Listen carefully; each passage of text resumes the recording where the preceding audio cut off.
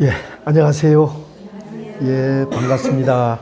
반갑습니다. 예, 이제 이틀만 있으면 부처님 오신 날 4월 초파일이 금년에는 어린이날과 함께 겹쳤어요. 예, 그래서 연휴가 길어지시는 것 같아요. 예, 요즘 그래도 불교 성지 오대산 같은 경우는요, 그 상원사 같은 경우는 거의 한 700~800명 정도가 모이셔서요.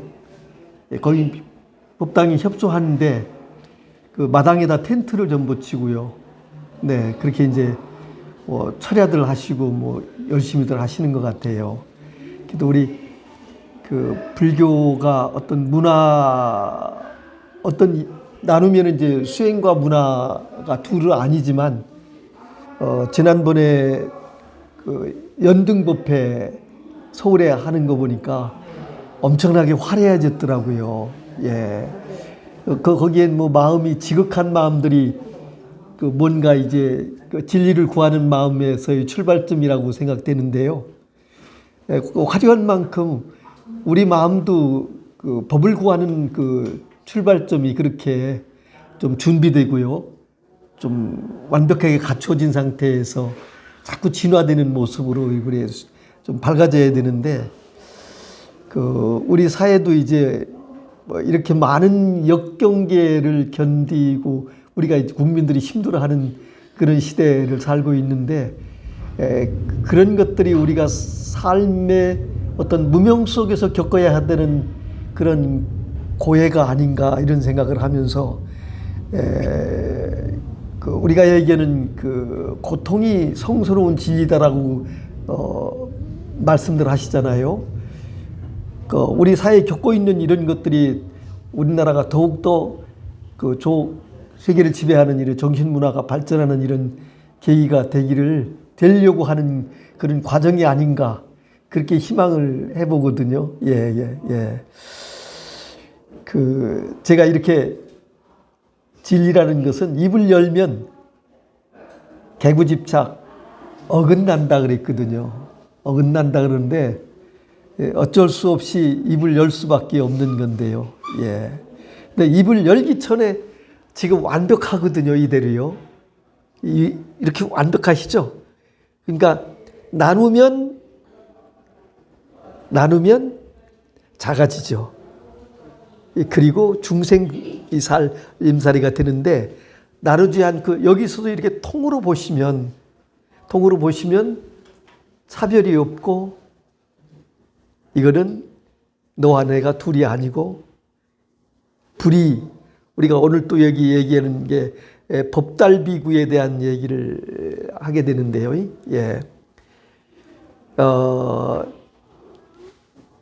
육조단경 34번째 시간이 되겠습니다. 페이지 수로는 140페이지. 예, 140페이지 한번 보시죠.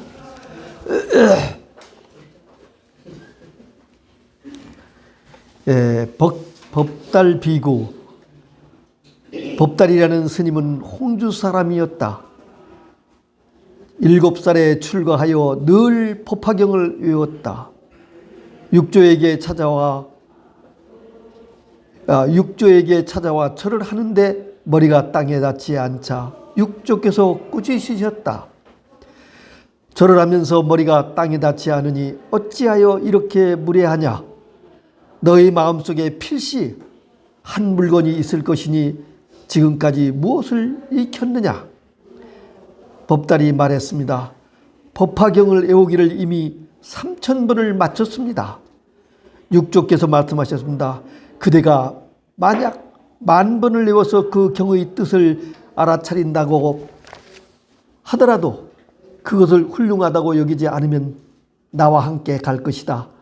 그대가 이제 이 일을 그만두더라도 허물을 전혀 찾을 수 없을 것이다. 나의 개성을 들어라. 절을 하는 것은 본래 오만한 마음을 꺾는 것인데 머리가 어찌하여 땅에 닿지 않는가. 아상이 있으면 죄가 생겨나고 공덕을 잊으면 복이 최고로 뛰어나다. 네, 여기까지 보시면요. 법달이라는 그 이름 자체는 여기 보면요, 법에 통달하다. 여기 지금 이제 7살에 출가했으니까 동린 출가한, 일찍 출가하신 거잖아요. 근데 출가해서부터 법화경을 외우기를 3,000번을 외웠다라고 그러는데, 법화경은 부처님이 이제 열반경과 법화경을 제일 마지막 설한 경이 되죠. 이 법화경 속에는 부처님이 이 진리의 우주 이 삼천대체를 운영되는 그 법의 미묘한 법의 이치를 전부 법화경에 담아서 이제 전부 가업, 우리에게 원래는 모든 인류가 다 법화경이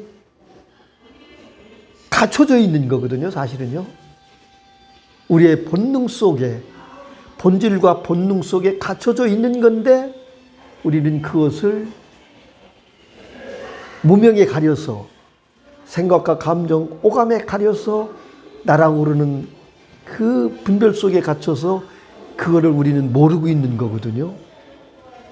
모두 우리 안에 불법은, 진리는 누구에든지 IQ가 2자리든 3자리든 관계없이 아주 보편적, 평등하게 똑같이 갖춰져 있는 거거든요. 지금 이게요, 법화경이. 그래서 그 법화경의 대의를 뭐라고 그러냐면 전부 가업 법화경이 법화시라고 그러거든요. 5시교 중에 법화시가 마지막이잖아요. 근데 전부 가업이라는 건 부처님이 깨우친 그 자리를 모두 우리에게 상속자, 우리는 부처님의 그 법을 상속받은 불제자, 상속자란 말이죠. 우리는요, 법화경. 그래서 저도 공부하다가 금강경을 주력해서 30몇 년 동안 금강경을 주력해 왔는데, 사실은 금강경 독송을 하면서 어떤 계기가 돼서 저의 이 자리를 확인하게 된 동기가 연불산매. 그래서 우리는 여기서도 이제 법다리가 삼천독을 했다라고 그러는데, 그 연불산매라고 그러는 게 예불연불이 있고 연불산매가 있어요. 그 예불연불은 부처님이나 그 보살, 역대 조사님들을 찬탄하는 그런 예불연불이 있고요. 그 다음에 연불선이라고 그러는 것은 그 연불을 통해서 우리가 그 손 속에, 우리의 본래 고향 속에 근접하는 그 산매를 통해서만이 원래 우리의 고요함을, 우리의 번뇌망상을 씌워질 수 있고 그걸 뛰어넘을 수 있기 때문에 그 산매가 수행에서의 또 하나의 방편으로서 중요한 부분이거든요. 그래서 무슨 화두를 든다든가 연불을 한다든가 간격을 한다든가 뭐 이런 것들이 전부 다 뭐 우리가 얘기하는 또 세속적인 관점에서 보면 뭐 독소산매라든가 뭐 또 심지어는 뭐 낚시도 산매 속에서 한다 이러는데, 그런 거는 산매가 아니고 모라예요. 모라. 모라와 산매를 착각하는 경우가 너무 많거든요. 그러니까 우리 수행하는 입장에서 제가에서는 보면 저는 수행한 과정을 이렇게 쭉 돌이켜서 볼 때 연불산매가, 연불선이 정말 이 공부하는데 지름길이라고 저는 생각하거든요. 근데 우리가 수행에 절에 가서 예불연불을 열심히 하는데 또 다란이도 열심히 하지만 연불선이라는 관점에서의 뭐라고 할까, 지도가, 안내가 부족하시죠. 지금 천태종에 보면은 그 본사에서요, 관세음보살 연부를 하죠. 근데 저는 복이 없어서 그런지 거기를 가보진 못했어요. 단양에요. 가보진 못했는데 거기 이렇게 그 텔레비나 이런 데서 녹화해서 들려주는 거 보면 그 소리가 예불연불은 일률적으로 같이 동시에 하잖아요. 맞춰서 음을 맞춰서 하거든요. 근데 연불선의 다른 건 뭐냐면 각자예요. 각자. 연불선은요. 그래서 그 단양에서 하는 거 보면 관세음보살을 하되 관세음보살이 막 뒤섞이니까 표현한다면 개굴개굴 같은 소리가 들린다. 예? 개구리 웃는 소리 같이 들린다. 밤에 막 개구리 걸면 혼자 푸잖아요. 막 각자가 다 소리를 따로 내니까 그러거든요. 근데 그게 연불선이 되는 이유가 뭐냐면 각자 소리를 내면 획일적으로 같이 동시에 내서 똑같이 나가면 그게 그냥 묻어가는 거고 의미가 그냥 그 편성돼서 가는 건데 그러면 마음은 그냥 따라가는 것 뿐이에요. 그렇게 내가 하지만 그렇게 이결적으로. 그런데 각자 하게 되면 뒤엉키거든요. 소리가 크고 작은 소리에. 우리가 텔레비 틀어놓고 또 음악 틀어놓으면 이거 시끄러워서 혼돈이 돼서 음악도 제대로 들을 수 없고 텔레비 소리도 못 들으듯이 막 이제 우리가 뭐냐면 식이 나누어지니까 우리 번뇌망상이라는 것 자체가 그와 같이 시도 때도 없이 발동하는데 그게 그 번뇌망상이 일어나면 다른 번뇌는 또 시차를 두고 계속 일어나니까 혼잡해서 제대로 마음이 안정이 될 수 없고 제대로 들을 수 없고 볼 수 없는 거거든요. 이와 같이. 근데 연불선이라고 그러는 거는 그렇게 자기가 관세음보살을 하면 일심으로 관세음보살을 하는데 처음에는 옆에서 하는 소리 들어서 내 관세음보살이 자꾸 뒷꼬이거든요. 못한단 말이죠. 그런데 일심으로 관세음보살을 쫙 하다 보면 1시간, 2시간, 하루 이틀쯤 늦은 사람은 사이가 있지만 나중에는 옆에서 무슨 소리가 나더라도 내 관세음보살 소리만 내가 인지를 귀에 들으면서 내 소리를 낼 수 있고요. 그리고 그게 엉키질 않아요. 그럼 뭐냐? 내 마음이 오롯하게 일심으로. 그게 이제 우리가 얘기하는 오매이력. 이렇게 얘기할 수 있거든요. 선에 들어가는 게. 그 단계가 있지만 그것도 거기에 단계를 정확히 나눌 수 있는 건 아니에요. 그래서 저 같은 경우는 금강경을 독송하는 것을 가지고 저 홀로 독송을 해봤지만 오랫동안 한 30몇 년 해봤지만 어느 날 그게 딱 오는 거예요. 느낌이. 근데 금강경 독송을 하다가 어떤 때는 일념이 돼서 독송을 하면요. 우리가 이제 여기도 이제 그런 얘기가 나오는데 어떤 상황이 돼버리냐면 방 안에 부처가 가득 차버리는 수도 있어요. 황금빛 부처들이. 그런 현상들이 그 우리가 수행할 때의 어떤 그 애거의 작용이라고 할까? 어떤 그런 작용에 의해서 불가사의하게. 근데 그게 방 안에만 퍼져 있냐? 어떤 경우는 그게 탁 터져서 그냥 허공 속에 가득 들어있는 그런 마음. 금빛 부처님이 쫙 그렇게 드러나는 경우도 있고요. 또 어떤 경우는 있냐면 내가 하는 연불이 내가 듣는데 그 연불 소리가 환희로워가지고 나도 모르게 그냥 그 즐거워 행복하고 환희로워서 막 눈물이 날 정도로요. 그런 단계도 오거든요. 그러니까 자기 안에 갇혀져 있는 그 본래의 본능의 작용이 그렇게 드러나는 거다. 그게 삼매이다. 그러니까 옆에 어떤 잡음이라든가 어떤 소리에 끌려가지 않고 오직 내가 내 일념 속에 연불을 할 수 있는 그 연불 속에 그대로 세계가 탁 드러나거든요. 여기 별 소리가 아무리 큰 소리가 들려도 그거와 관계없이 내가 금강경을 지금 독송하고 있다. 그러니까 여기 독송이 틀리지 않고 쫙 그냥. 그래서 그걸 보면서 제가 직접 저 서산에 있는 그 삼전불이 있는 데 있죠. 해미 쪽에 있는 그 삼전불. 그게 이제 그 뭐 오래된 뭐 미소, 아름다운 미소 얘기하잖아요. 거기에 이제 그 절이 하나 있었는데 제가 거기를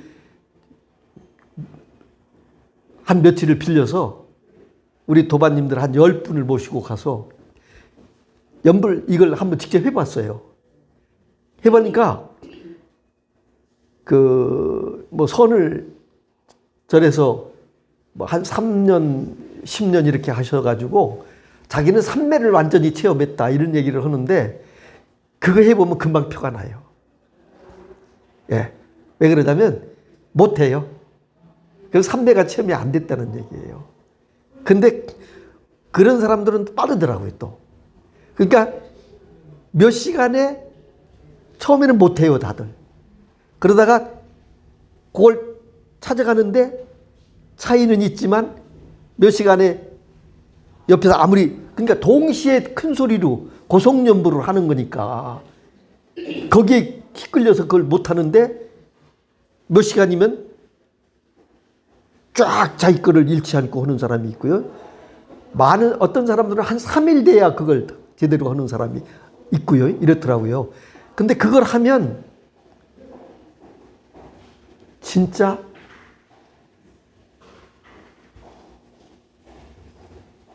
참선을 하든 수행하는 데 있어서 명상을 하든 전혀 다르게 느껴진다고 그래요. 그래서 이 연불삼매가 우리 제가불자에게는 이 수행법이 참 좋은 거구나. 근데 왜 이걸들 안 하실까? 네, 이런 생각을 해보거든요. 그러니까 요즘도 저도 저 오대산에 요즘은 좀 바빠서 못 가봤는데 거기 요즘 금강경이거든요. 밤을 새워서 금강경을 하시거든요. 독송을. 근데 안타까운 거는 거기는 예불연불로 하는 거예요. 예. 그 예불연불 속에서도 그 스님 수행력 있는 스님들이 연불을 하면 그 파장이 굉장히 크거든요. 그러니까 제가 그 오대산에 정멸보궁에 가서 법당에 들어서 연불을 하면 그 고성연불 연불해서 일념으로 하는 거니까 그러면 제가 그런 얘기 제가 말씀드리잖아요. 허공이 춤을 춘다. 허공이 춤을 춘다. 내 의식이 허공과 하나가 돼서 그 울림이 동시에 그러니까 우리 그 소리가 이 소리가 어디까지 들릴까? 우리는 한계가 있잖아요. 그런데 일념 속에서 우리 그 뭐라고 할까? 오매이려 속에서라고 할까? 또 이 허공의 울림이라는 게 어디까지 들릴까? 그런데 제가 느끼기는요. 우리 의식이 맑아지면 소리 아닌 소리를 듣고 모양을 본다라고 그랬잖아요. 선에서요. 근데 그게 뭐냐면 우리가 얘기하는 시만 우리가 얘기하는 천안, 해안, 법안, 불안 하는 그런 단계가 원래는 우리 본능 속에 갖춰져 있는 거예요. 사실은요. 본능 속에 갖춰져 있는 거예요. 그래서 저도 법화경을 제가 그 성묘찬 스님이라고요. 성철 스님 세대의 계셨던 분이거든요. 근데 이분은 비구니 스님이세요. 근데 저는 모습으로 봤을 때는 비구 스님으로 오실 만큼. 네. 그러셨는데 이분이, 이 법화경을 번역하신 분들이 막 이게 수십 권, 아마 뭐 중국까지 얘기한다면 아마 수백 권이 될 거예요. 근데 묘찬 스님이 원력을 세워서 전각을 따로 만드시고 전각을 따로 지으시고 그 안에 들어가서 이 법화경을 쓰셨는데, 번역을 하셨는데 쓰셨는데 원문을 가지고 쓰신 거거든요. 원문은 69,384장가가 되거든요. 그거를 번역하신 건데요. 그게 28품이에요, 사실은요. 28품을. 그거를 한 품을 쓰시는데 법복도 이걸 쓰시는 그 때만 입고 들어가시는 거고요. 목욕 재개하고 거기 가서 절하시고 뭐 몇 배 하셨는지는 모르지만 뭐 108배라든가 하시고 그러고 이제 이걸 번역 쓰시는데 한 품을 쓰시고 한 품을 다 쓰시고 나면 하늘에서 비로자나 부처님이죠. 쉽게 우리가 하늘이라고 얘기하면요. 비로자나 부처님의 인가를 주시면 인가를 받으시고 나서 그러고는 다음 품을 쓰셨어요. 그렇게 쓰시다 보니까 얼마큼 쓰냐면 13년 6개월을 쓰셨어요. 13년 6개월 동안을.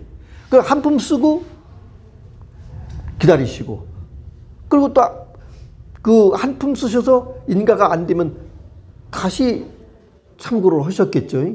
이렇게 하셔서. 그리고 그 입은 옷은 공양간에도 안 입고 들어가시고요. 화장실은 물론이고 이렇게 하셨거든요. 근데 이거 쓰시는 동안에 여러분에게 드린 그 법화경이 드린 게 바로 그 묘찬 스님 법화경이거든요. 그게 제가 그 묘찬 스님 상자분이 그 문경 청도에서 그 어떤 높은 산 속에 그 절이 있어서 거기 사시던 분들인데 오셔서 그걸 제가 한지를 주셔가지고 그걸 보시게 돼서 내 그 법화경을 읽고 정말 감동이 되고요. 그래서 이제 우리 도마님들 공부가 되신 얼마만큼 가차워 주시면은 제가 법화경 한 질씩을 꼭 드리잖아요. 제가 25분한테 드렸어요. 지금까지 드린 게요. 그 법화경. 그게 한 질에 6만 원이에요. 한 질에 드린 게요. 근데 도마님들이 그 법화경 안에 그 세 질로 되어 있는데 원문과 그 다음에 이 법화경을 쓰실 때 체험담을 쓰신 거 거기에 조그맣게 있죠. 부록으로 있잖아요. 그리고 이제 해설 쓰신 게 이제 큰 게 874페이지인가 4페이지인가 이랬죠. 그 페이지가 길어서 하루에는 다 못 읽고요. 이렇게 되는 건데 제가 마음으로 발언하기는 마음속에서 제가 그랬거든요. 제가 도마님들 회상에서 이렇게 만나서 제가 이 법화경을 100권을 좀 나눠드릴 수 있다면 정말 감사하고 감사한 마음을 부처님께 자그마나마 은혜를 갚는 이런 마음을 냈는데 지금 뭐 벌써 7, 8년 됐는데도 뭐 25권밖에 못 드렸으니까 그래서 제가 법화경을 드릴 때마다 말씀드리는 경우가 뭐냐면 이걸 무심해서 읽으십시오. 법화경을 읽을 때 무심해서 읽으십시오. 무심은 뭐예요? 제절로거든요.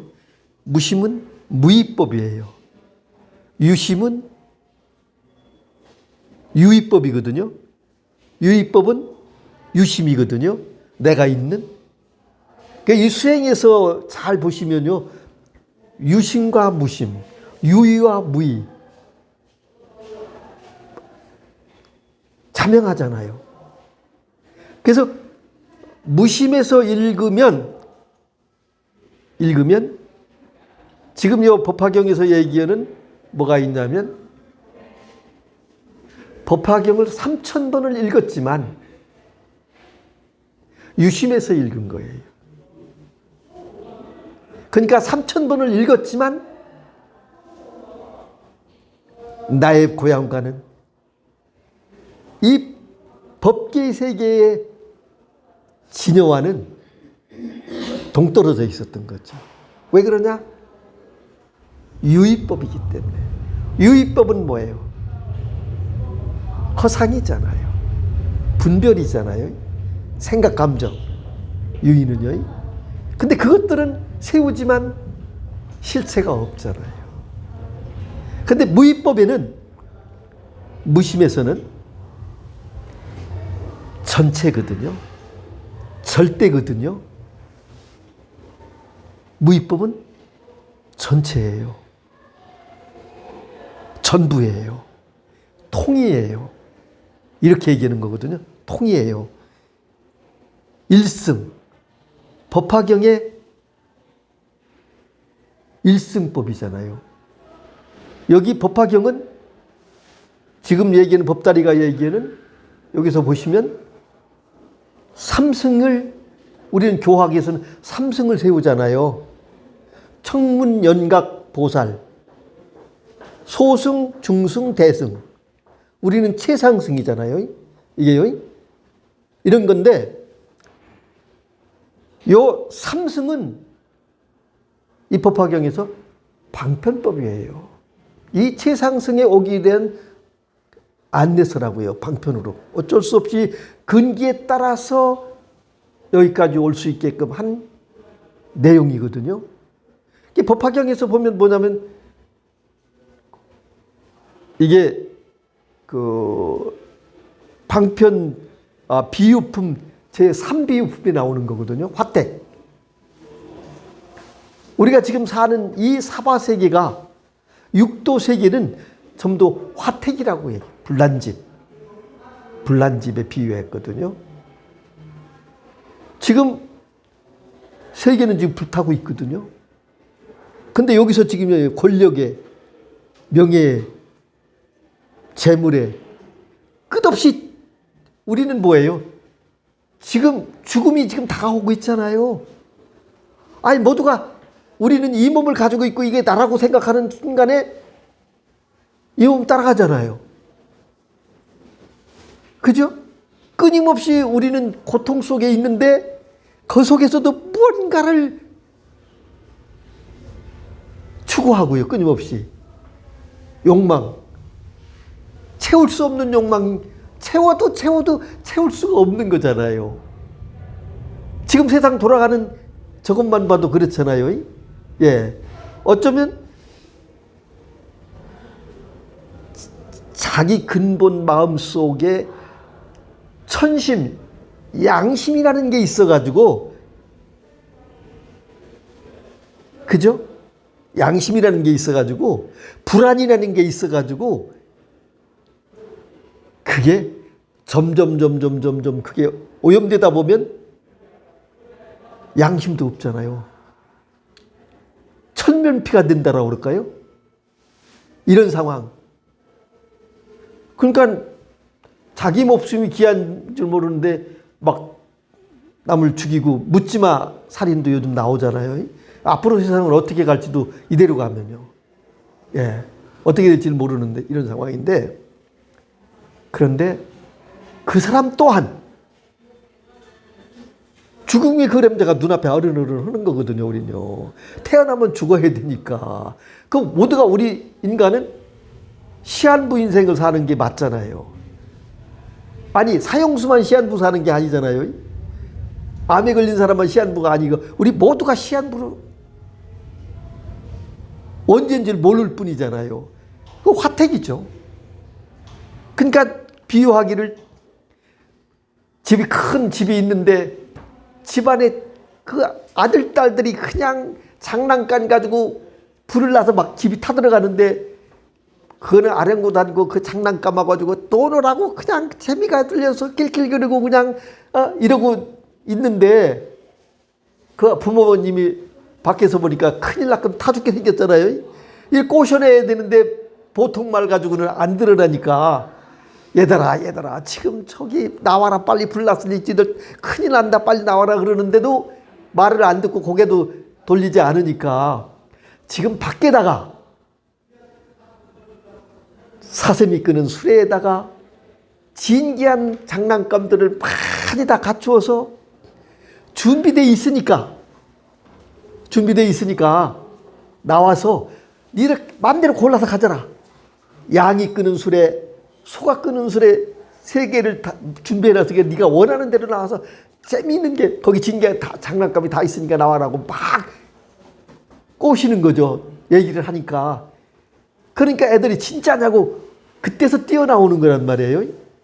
그러니까 지금 우리 중생성에서 보면 우리 중생들이 무명에 우리 갇혀서 사는 우리의 부처님의 눈에서 보면 우리 인류가 모두 지금 그와 같이 사니까 부처님이 45년 동안 화택에서 지금 나오라.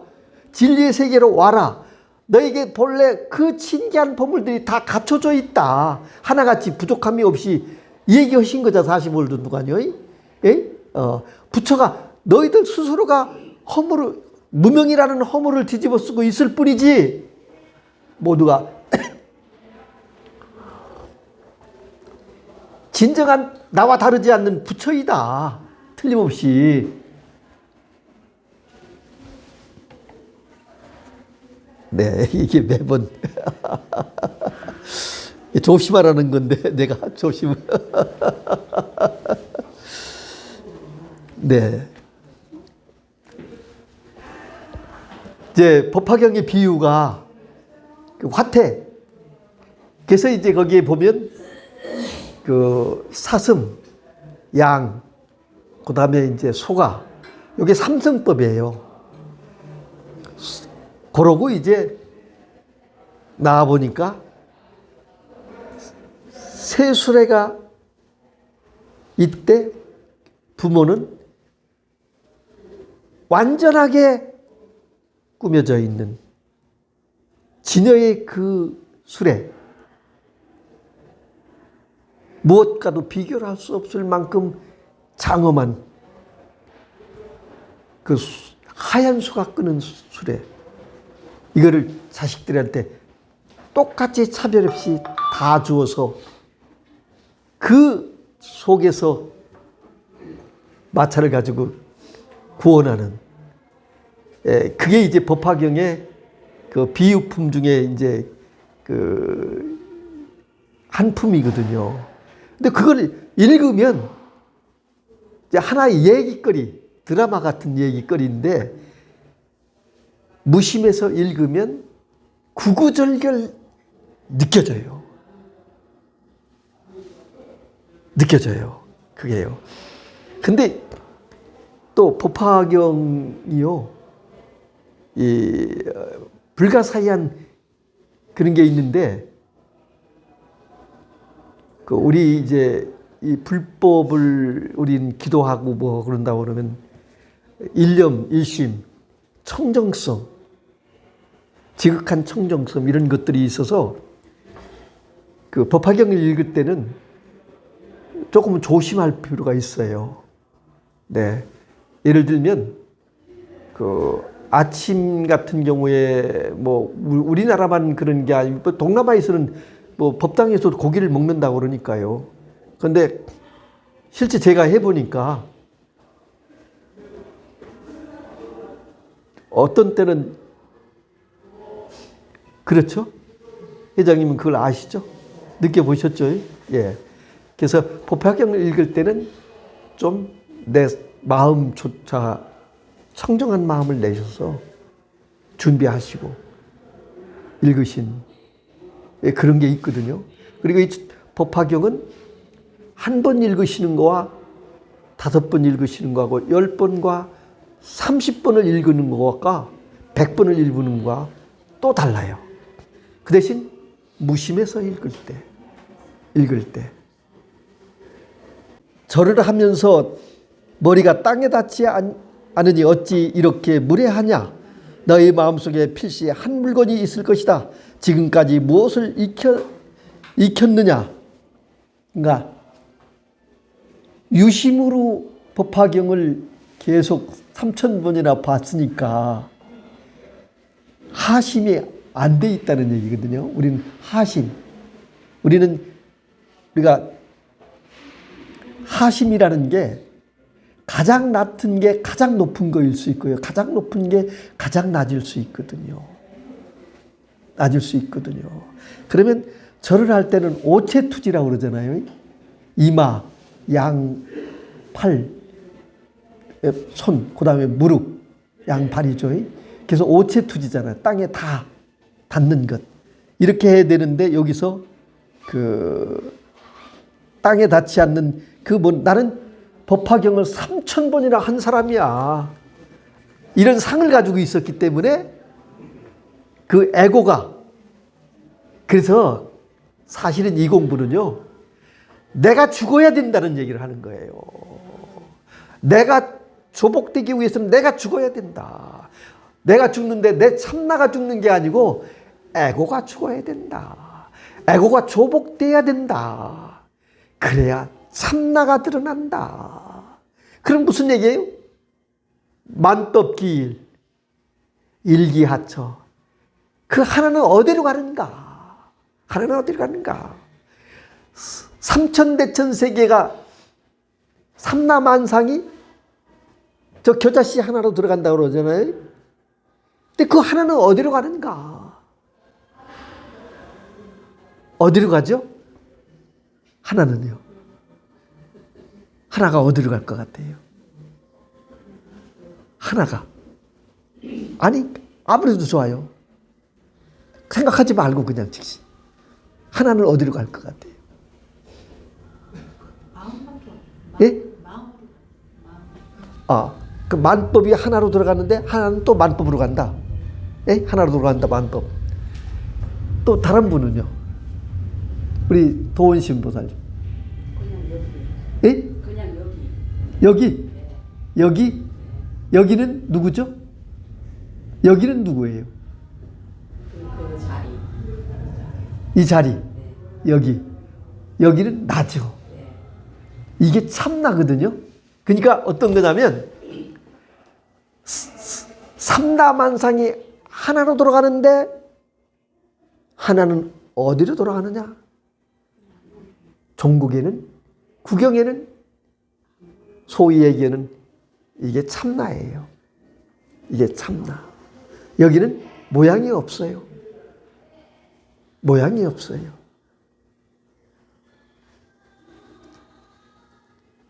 여기는.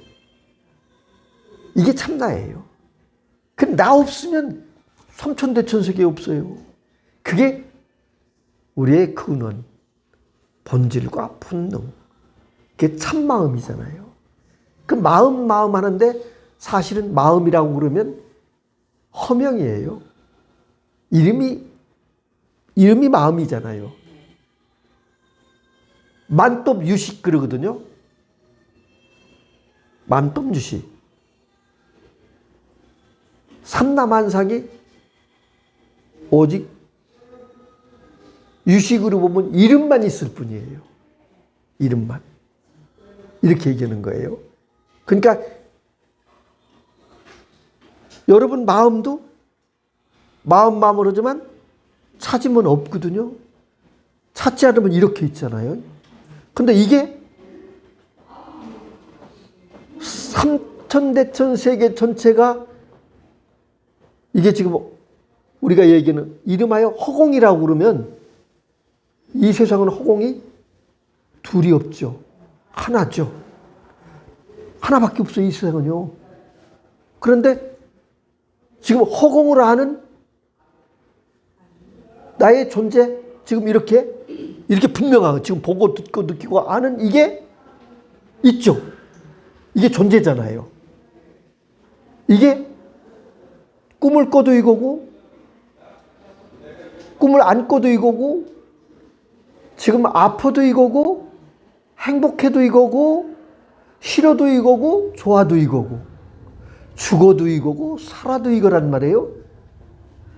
이게 분명히 있잖아요. 그런데 이거는 둘이에요? 하나잖아요. 오직 하나거든요. 법화경이 일승법. 일승이라는 건 뭐예요? 수레를 얘기하잖아요. 근데 이게 삼천대천세계가 하나의 수레를 얘기하는 거예요. 법화경의 대의가 일승법이란 말이에요. 불이법. 이걸 얘기하는 거거든요. 이거라고요. 그러면 내 마음이 이게 어디 사라져요? 이게 어디 생겨요? 생기지 않았기 때문에, 원래 있는 거기 때문에 사라질 이유도 없는 거예요. 그래서 불생불멸이란 말이죠. 근데 이걸 딱 우리가 통으로 확장시켜 보면 죽음과 삶이라는 게 지금 눈 깜빡하셨잖아. 지금 이와 같아. 눈 깜빡, 눈 깜짝. 예? 이와 같아. 그냥 이게 여기에 가고움이 없어. 불레불거. 그래서 불레불거예요. 그냥 이렇게 오롯하거든요. 근데 이게 하루아침에 되는 건 아니에요. 수행을 통해서 내가 여기에 임류가 돼서 하나가 돼서 전체가 되고, 전체가 돼서 면밀해서 여기에 어떤 틈이 없이 완전할 때, 그러니까 어떤 얘기를 하냐면, 작년에는 내가 내 마음의 땅에 바늘을 꽂을 틈이 있었는데, 금년에는 바늘 꽂을 틈조차 없다. 마음 땅이 완벽한 거거든요. 그게 공감되죠?